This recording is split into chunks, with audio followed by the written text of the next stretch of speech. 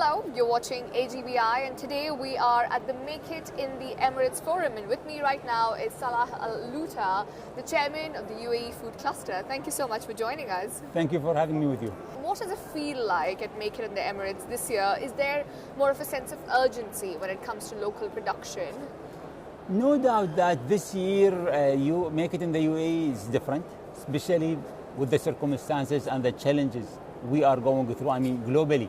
Everybody is going through, and it's a great statement about the resilience, the capabilities, how all the stakeholders can come together and get ready for the next phase of growth in the UAE. Right, and what does this next phase of growth look like, especially when it comes to food and supplies? To tell you the truth, food security's challenge and issues started becoming popular after COVID, if you remember at that time. Yeah. When His Highness President of UAE, Sheikh Mohammed, came and said medicines and food are red lines and you'll do whatever it takes to make sure that these are not interrupted.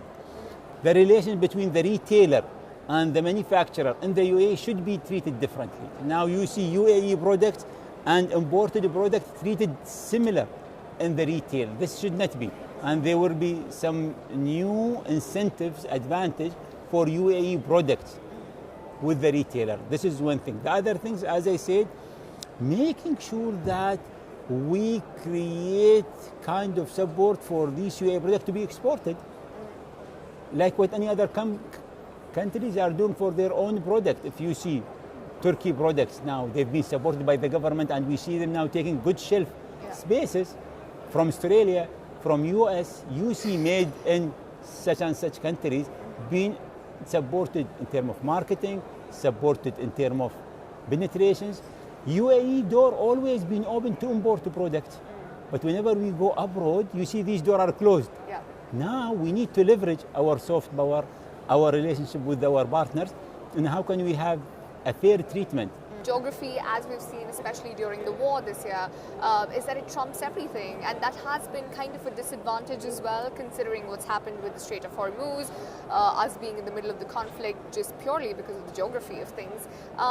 In that context, how has the war impacted food supplies in the UAE? And I'm aware that we have strategic reserves, but I'm sure there's still been an impact. Oh, no doubt that there is an impact, but there is lessons. All these challenges really take us to the next level. We've never been tested the way we've been tested lately. We created something in the cluster. We're creating something called UAE corridors, where we want to bring corridors like UAE corridors with India, UAE corridor with Central Asia, UAE corridor with Turkey. But all these kind of corridors is to make sure that we have multiple of them. Whenever there is a challenge, we activate one of these corridors. We talk about alternative routes to the Strait of Hormuz with the pipelines. We know there's the Habshan Fujairah or East-West corridor in Saudi. With the alternative routes for food supplies, for instance, what has been mobilized already? India, sorry interrupting you. But if you see UAE Indian corridors, a lot of products start coming from there. With Africa, we start activating different routes to bring some of the products. From Syria, we've seen some more products coming from there. So the idea is, for when it comes for manufacturing, it's not only producing for the UAE, it's how can we make sure that we have also leveraging the CEBA agreement and start exporting UAE products globally.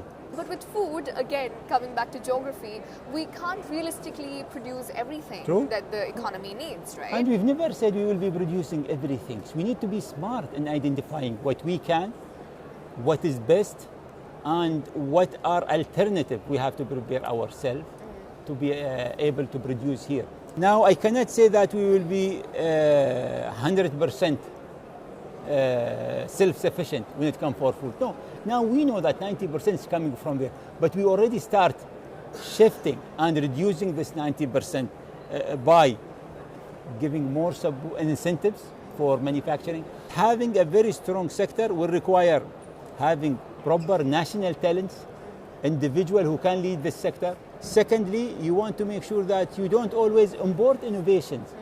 We want to innovate, to export our innovations. Always copying from abroad is not the right way. We need to really invent our way.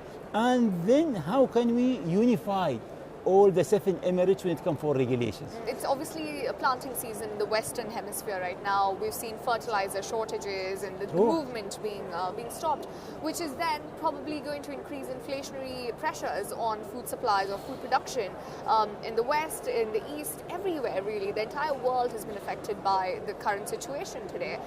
In that context, are you going to see prices of food supplies increase and have an impact here as well, considering we import so much? To tell you that there will not be any price increase, I would be lying to you. There will be a price increase, but the government already taking some steps to reduce these increases and make it logic. Because sometimes people take advantage for the situations. Now this is where the government and the cluster is working to make sure that there is nobody is taking advantage of the situations, and there is a parameter of what can and what can't be imposed on all traders. Thank you so much.